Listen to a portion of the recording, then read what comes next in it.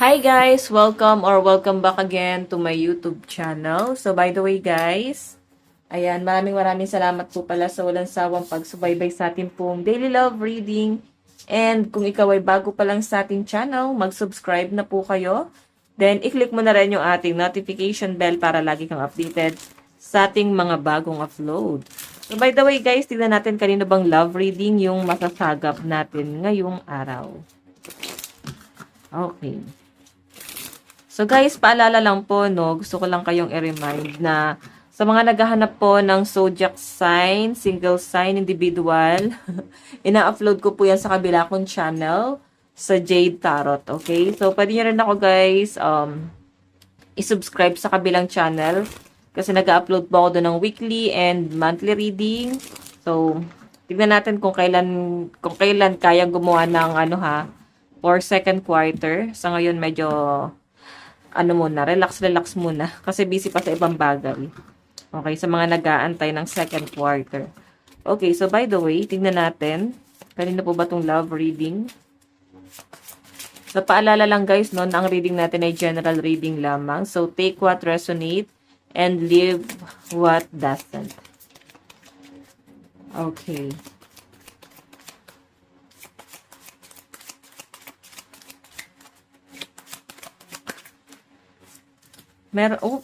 Dalawa yung nakuha natin. Dapat isa lang muna. Okay, kanina po itong love reading. Meron tayong I couldn't let you get close to me. Parang feeling ko parang pinaprotektahan ka ng person na to eh. Hindi niya kasi kayang ilapit ka sa kanya ngayon or inisip niya siguro guys yung mga conflict. Yung mga conflict yung dalawa or pinaprotektahan ka niya sa mga taong pwedeng mang-judge sa iyo or mga taong pwedeng umaway or magalit sa inyo dahil nga pwedeng conflict kasi yung relasyon niyo. So, yung pagdistansya niya sa inyo guys is possible na dahil pinoprotektahan ka niya. Okay, may ibang tao kasi guys na mas sila, 'di ba? Mas na-attach sila sa mga taong pag nasa-challenge sila. So, ikaw possible na sobrang challenging itong connection yung dalawa ng person mo. So, ano nangyayari guys, 'di ba? Pag challenging, mas lalo kang na-attach, mas nahihirapan kang mag-detach. Okay, so again guys, huwag nyo nga hayaan na ganun yung sistema. Kasi baka kontento ka na sa ganun. Iniisip mo, ito lang yung worth mo.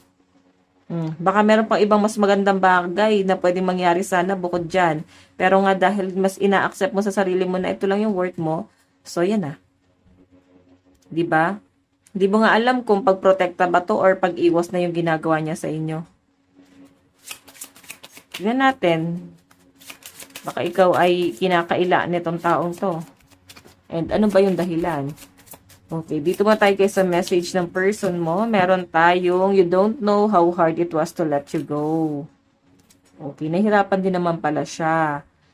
I think iba sa inyo guys, baka nasa third party or pwedeng, hindi pwede kasi nga kayo ay masyadong conflict sa mga pamilya nyo. Okay? Parang pwede kasi guys na maging against the world ang inyong relasyon. So, yung sinasabi rito guys, mahirap para sa kanya na i-let go ka. Kaya hindi niya rin magawa na ilapit kanya ng lubusan or di kanya man lang maipakilala or maipagmalaki, maipagsigawan. Kasi ito ay pwedeng secret lover. Okay, MU ba kayo? Basta masyadong conflict. Parang kailangan mo na siyang itago or isikreto. Okay, so again. Pero nahirapan siya guys na i-let go ka dyan. Tignan pa natin. Ano pa yung energy message ng person na to? Oops. I wish I could share my good news with you. So, maganda naman daw yung buhay niya ngayon. Maraming magandang nangyayari sa buhay niya ngayon. And sa possible guys na nakikita ko dito, no contact kayo nito. Okay, para may pag-iwas nga talaga or dumidistansya nga talaga ng tuluyan. Okay.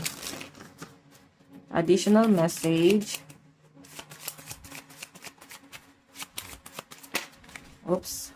I lost myself for a little while. Ayan o.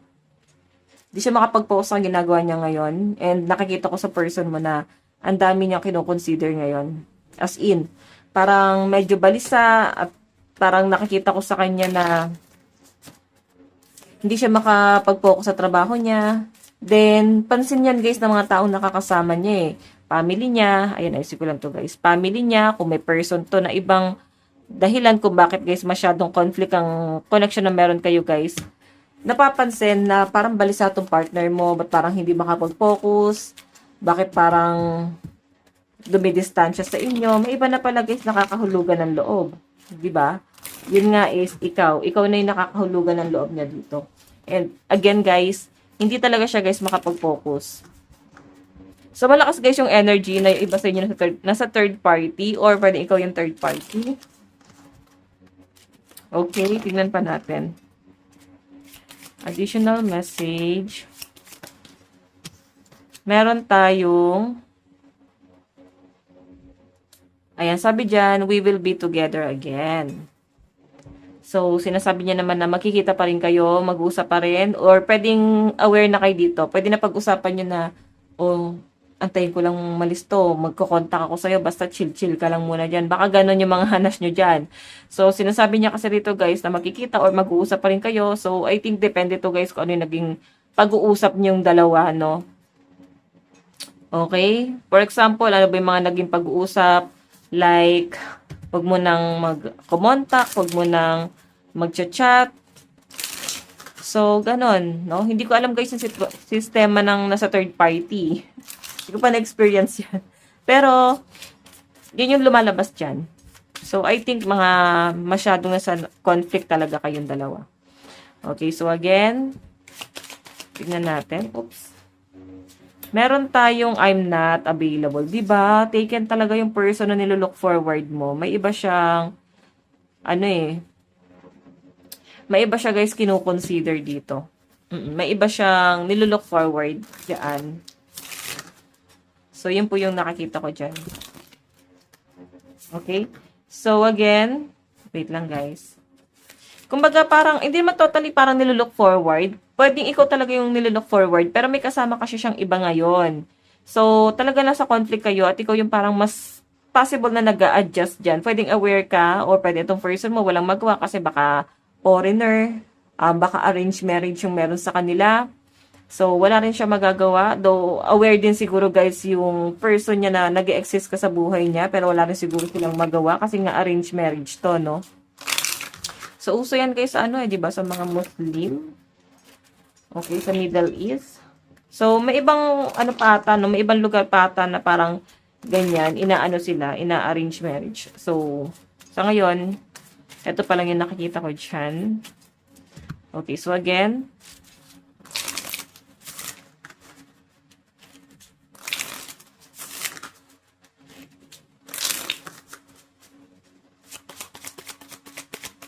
additional message. Oops. Diba, alam nyo guys, medyo hindi daw nagpapakatotoo yung person nyo sa inyo. Kumbaga may mga tinatago siya, nililihim. Hindi niya inaamin sa inyo lahat kung ano man yung ganap niya rito. Okay, yun po yung pinapakita sa akin dyan. Basta hindi niya agad-agad inaamin, no? And isa pa yung pinapakita sa akin dito, parang ayaw kanya siguro masaktan kung ano man yung madidiscover mo. Ikaw parang naniniwala ka lang doon sa sinasabi niya kasi wala namang parang one-sided lang talaga. Siguro tignan mo rin yung ibang sitwasyon, ibang sistema, 'di ba? Ibang kwento, ibang point of view, parang ganoon. Tignan mo naman and obserbahan mo din, guys. Huwag ka lang masyado mag-focus dito sa bagay na to kasi baka merong ibang bagay bukod diyan, merong ibang mas maganda bukod diyan, 'di ba? So again, tignan pa natin. Additional message.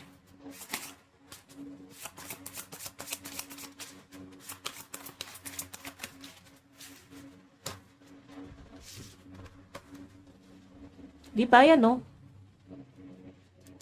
So, kumbaga parang tinatago niya to sa mga material na bagay, no? For example, baka yung person mo, mayaman ba to? May say sa buhay. Okay, yan po yung nakikita ko dyan. So, sinasabi lang dyan na marami siyang ginagawa. Okay? And marami siyang pa-impress sa inyo. Okay? Parang nagpapahangin-hangin lang sa inyo. Baka niyayabangan ka, ito yung meron siya, ito yung kaya niyang gawin, then pwedeng nahuhulog ka dahil doon, no? Yung sa mga pa-impress niya. Kaya nga sabi ko guys, obserbahan mo din. No, hindi ka dapat lagi nagbe-base lang sa sinasabi niya. Kaya nga mas nahuhulog ka sa kanya kasi nga nakadepende ka sa mga sinasabi niya. So, sabi nga lang dito guys, obserbahan mo din. Tignan mo rin yung ibang point of view. Wag lang doon sa view niya. Wag lang doon sa mga sinasabi niya. Wag ka lang mag-stick doon guys. Obserbahan mo or at least mag-spy ka. Alamin mo. Ikaw mismo mag-investigate ka. Okay? Para malaman mo mismo ano yung totoo. Kasi pinapakita sa akin dito guys, may mga bagay na sinasabi siya sa inyo na hindi totally nagpapakatotoo itong taong to. Tignan pa natin. Okay. Meron tayong I can't stop thinking about you. Okay, I can't stop thinking about you. So, yung sinasabi rito guys, lagi kanyang iniisip lalo na at no contact kayong dalawa. Nahihirapan siya ngayon sa sitwasyon niya. Wala rin naman tong magawa eh. Kasi nga, meron siyang ibang taong kasama ngayon. So, talagang ikaw ay tinatago. Parang kang secret lover. Or parang affair na tong taong to. Masakit dito guys kung aware kayo na magpakasal talaga tong si person. Or nagpapakasal na. Okay, tignan pa natin. Nakakasal na, di ba? Kasi inyo guys, pwede nakaplano pa lang. Oops, wait lang po.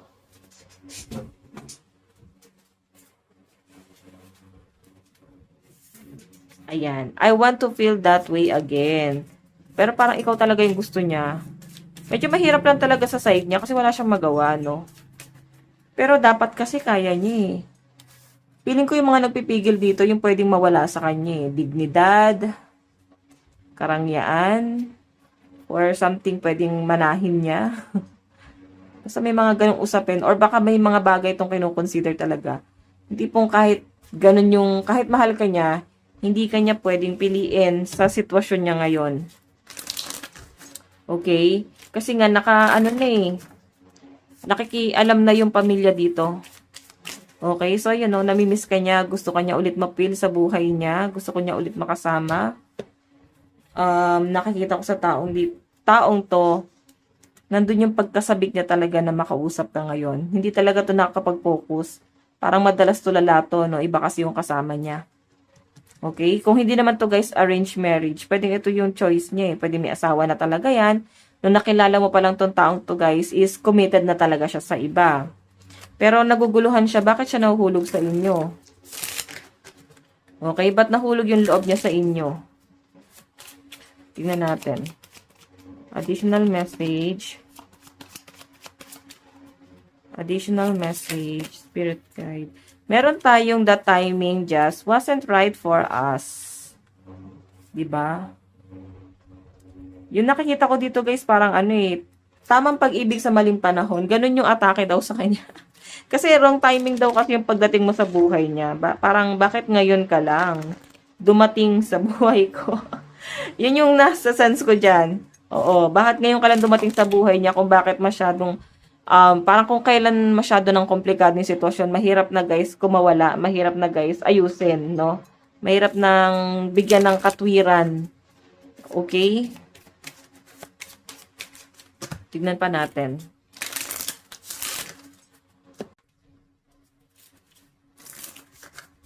Okay. Napakanta ka rin, no? Bakit ngayon ka lang? Napakanta kayo ng ano ba pamagat ng kanta yun? Bigla na lang siya pumasok sa isip ko, no? Bigla ko siya na-channel. Okay. So, by the way, meron tayong I wonder if you're happy without me. Siguro kasi nagde-decide ka na dyan eh, na parang huwag na nating ipilit kasi masyado ng komplikado. Hayaan na lang natin yung panahon na magdikta. Kasi ikaw gusto mo na rin makawala eh. Ayaw mo na masyadong komplikadong sitwasyon. Syempre gusto mo rin maging masaya. Yung tipong nahanap mo yung tamang tao. sa maling panahon, nahanap mo yung tamang tao pero may iba ng kapiling, meron ng ibang kasama. Yan po yung nakikita ko dyan. Kaya medyo, ano to, medyo nakakalungkot sa side mo, sa end mo. Kasi, pwedeng buong buhay mo, lahat na naging karelasyon mo, sinaktan ka, niloko ka, tapos ito, may tamang taong dumarating sa buhay mo, mahal na mahal ka. Yun nga lang guys, mukhang hindi ka lang talaga kayang ipaglaban. Diba? Kasi nasa conflict na siya. Wait lang guys, may dumi. Kaya papalitan na natin yung cover na yun. Don't worry. Okay.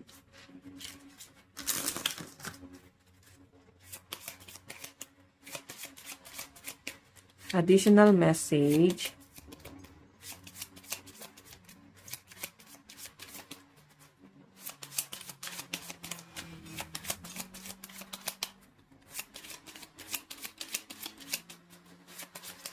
Okay, ayaw lumabas ng card. Oops. Meron tayong, we both know I'm not the one for you. Diba? Aware na kayo nung una pa lang na hindi talaga pwede. Na hindi, na parang nandito lang ako kung hanggang kailan mo kailangan. Kung hanggang kailan mo kailangan. Parang ganun. Alam niyo guys, parang hirap pumasok sa relasyon na umpisa pa lang alam niyo nang mag-end at mag-ending kayo. Na parang itong relasyon na to may taning, no? For example, aware na kayo na yung relasyon na to, magtatapos din siya sa dulo. Kaya parang hanggat maaari, may pag-control sa emosyon. So, kayo, masakit nasasaktan kayo, wala kayong magawa, pero pinipili nyo guys, maging mabuting tao na lang muna. Parang ganun yung nasasagap ko sa inyo. Okay, so, tignan pa natin.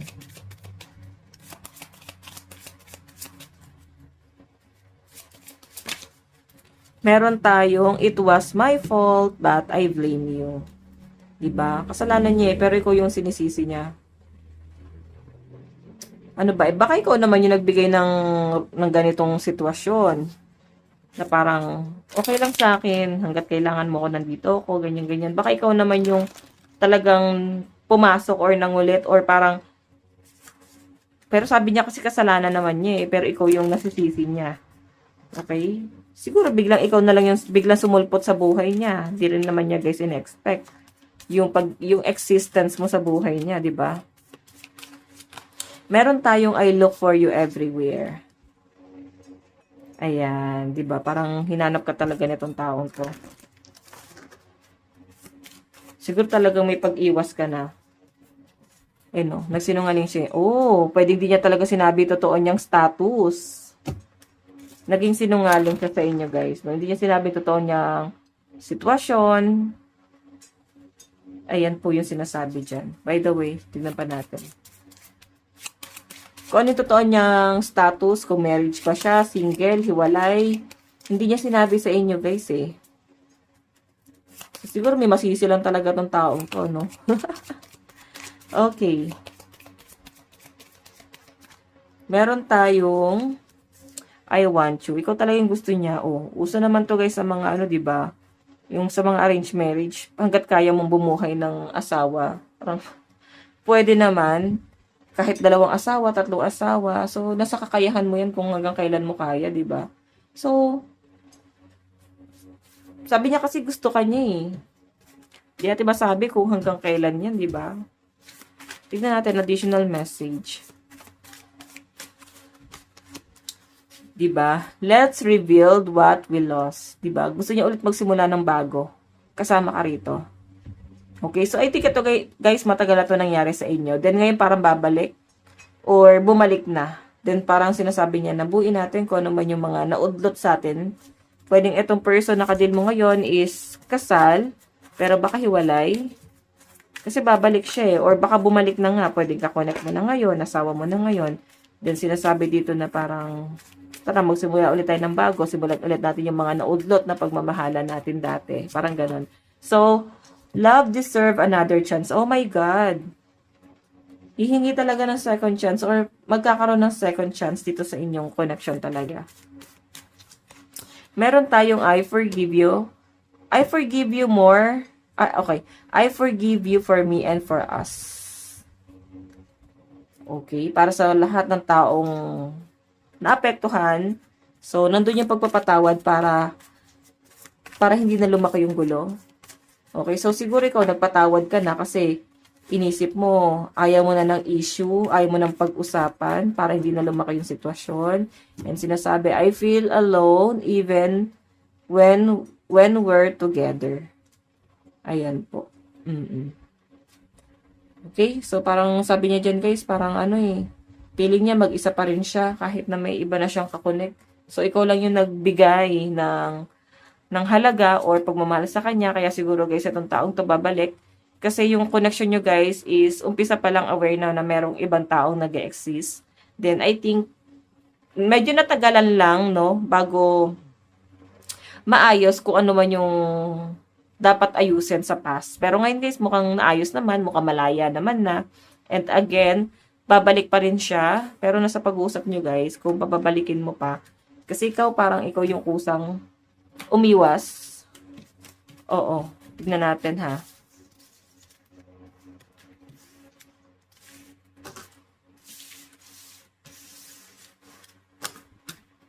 Okay, dun tayo sa nararamdaman ng person mo sa iyo ngayon. Ano yung nararamdaman niya ngayon? Nararamdaman niya ngayon. Meron tayong the world moving forward. The world moving forward. So, I think naka-move on na talaga siya. Pero siguro nakita ka niya somewhere or bigla ka na lang niya naalala kaya nagra-rush siya na makausap ka dito. Okay? Okay, nararamdaman niya sa inyo.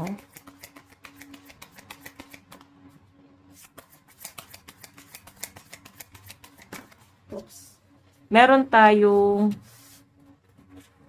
pwede nung nagtagpo kayo guys, natupad mo na yung mga pangarap mo. Ayan pinupursu mo na yung career mo Nakapokus ka sa career mo. Nakikita ka niya na someone na goal-oriented and as in, focus ka talaga sa mga pangarap mo ngayon. Okay? Hindi ka na katulad ng dati na masyadong vulnerable. Ngayon, strict ka na talaga. Stricta. So, I think dahil sa mga naranasan mo to guys kung bakit ka ganito. Okay. Tignan pa natin.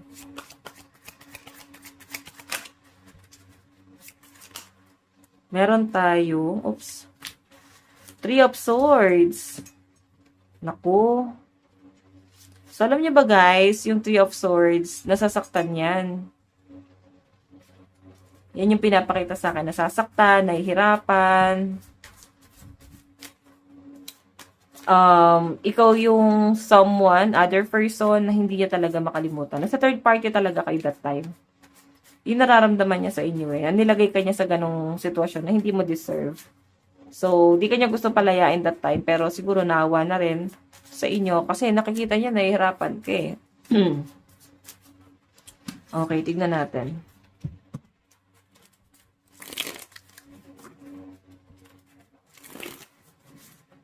Tignan natin. Ano naman yung tingin niya sa inyo, kung paano kanya nakikita ngayon. Paano ka nakikita nitong taong to ngayon? Oops. Meron tayong mabagal ka mag-decide. So, ikaw, hindi ka rin basta-basta magbibigay ng second chance sa taong to kasi nga, gusto mo ng assurance. Parang tama na yung pananakit mo sa akin noon. Ngayon, mas gusto mo na yung sigurado, konkretong plano na manggagaling sa taong to. Okay, ano ba yung konkretong planong pwede niya ibigay sa inyo? Parang ganon. So, meron tayong stability to guys, willing ka naman, pero syempre, kung wala pa rin siya guys plano, tama na. Parang yan nasa sense ko na nakikita niya sa inyo ngayon. Kasi medyo may pagka-heart to gut ka ngayon. Hindi ka na soft-hearted, no? Malayo ka na sa dati. Okay. Tignan natin. Meron tayong, wedding. So, siguro gusto mo ng pwedeng na-feel niya na kailangan settle niya lahat. Ayusin niya yung problema, ano yung gulong meron sa inyo before. Na para bang kung kasal ka, makipag-annulment ka sa taong yan. parang gusto mo talaga something assurance. Hindi naman para pahirapan yung loob niya. Pero kasi, syempre, yun yung worth mo eh. Syempre, kailangan mong tumbasan yung worth mo, di ba?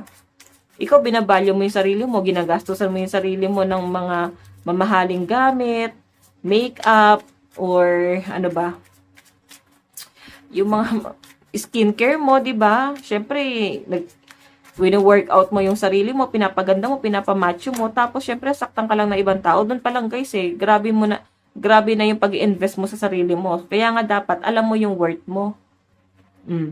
So I think yan yung nakikita niya sa inyo. Parang syempre gusto mo ng assurance. So ano yung magiging hakbang nitong taong to? Ano yung magiging plano? Temperance, pag-adjust to guys eh. Celebration. Di ba? Alam nyo guys, parang bagal magdesisyon nitong taong to. Wala pa rin siyang konkretong plano. Pero nalulungkot siya.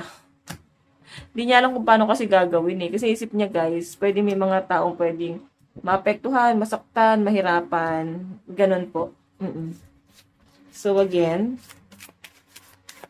additional message.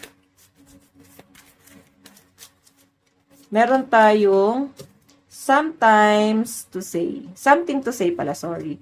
There's so many things I really want to share with you. I'm waiting for the right time to tell you. Okay, di ba yun, no? What else? Meron tayong unclear. I don't know how I feel about this connection anymore. So, pili niya guys, may malabo na talaga eh. Nakita niya, grabe yung upgrade mo sa sarili mo. As in, sobrang fierce. Dati kasi ano ka lang eh, parang gusgusin ka lang. Musmos, parang ganon, batang-bata. So ngayon, iba na, parang hindi ka na pwedeng utakan ng kahit na sino. Alam nyo guys, hindi ka naman magiging ganyan kung di ka na binugbog ng problema hanggang sa umidad ka ng ganyan. Kaya yan yung nakikita ko sa inyo ngayon, no? Kaya parang dati daw kasi, nakukumpara ka niya sa ibang tao. Ngayon, kinukumpara ka naman niya sa dating ikaw. Parang tagal niyo bang di nagkita, nag-usap? Yung mga bagay na hindi na maliwanag sa kanya. Mas nakikita niya na kung ano yung mga nagbago sa inyo ngayon. Zodiac sign, the person, Libra, Pisces, Aquarius, Scorpio, Cancer, and Gemini. Okay, Pisces, Gemini, Aquarius, Leo, Aries, and Taurus, last one. Ito guys yung zodiac sign ng person mo ha. Cancer, Scorpio, Aquarius, Libra, Pisces, and Gemini energy. Doon tayo guys sa energy mo naman. Okay, ano yung nararamdaman mo sa person mo?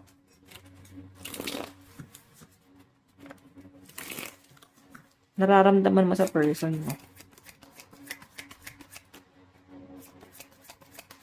Nararamdaman mo sa person mo. Okay. So guys, meron tayong 3 of Pentacles. Natutuwa ka naman kasi sobrang generous itong taong to. Sa napapansin ko kasi or nakikita ko kasi dito guys. Sa abot na makakaya niya, tutulungan ka talaga niya. Ganun. May pa-impress talaga siya eh. Inaakit ka niya sa mga bagay-bagay. Alam niyo guys, parang ginagawa kang bata ng person mo dati. Ngayon kasi sobrang matured mo na eh. Ayan o. So nararamdaman mo guys, kasi nga pamilyado siya that time. Or masyadong conflict kasi may may family involved. Kaya yung pag-uusap, hindi ka nagiging desidido dun sa mga sinasabi niya, yung mga pangako niya, o yung mga binibitawan niyang pangako sa inyo na magantay ka lang, maayos ko rin. Ganon. So, nahirapan ka. Mo rin may mga taong mag-suffer dun sa connection nyo na parang nailaban mo nga yung taong gusto mo tapos may ibang taong suffer. So, I think parang di ka naman totally naging selfish dun sa bagay na yon. Kaya mas lumayo ka na lang. Pero hinanap ka niya eh, communication. Hinanap ka nitong taong to. Ramdam mo eh, lagi siyang naghahabol sa inyo. Mas mahal ka niya kaysa mahal mo siya that time. So, ngayon, ganun pa rin. Mahal ka pa rin naman. Tignan natin.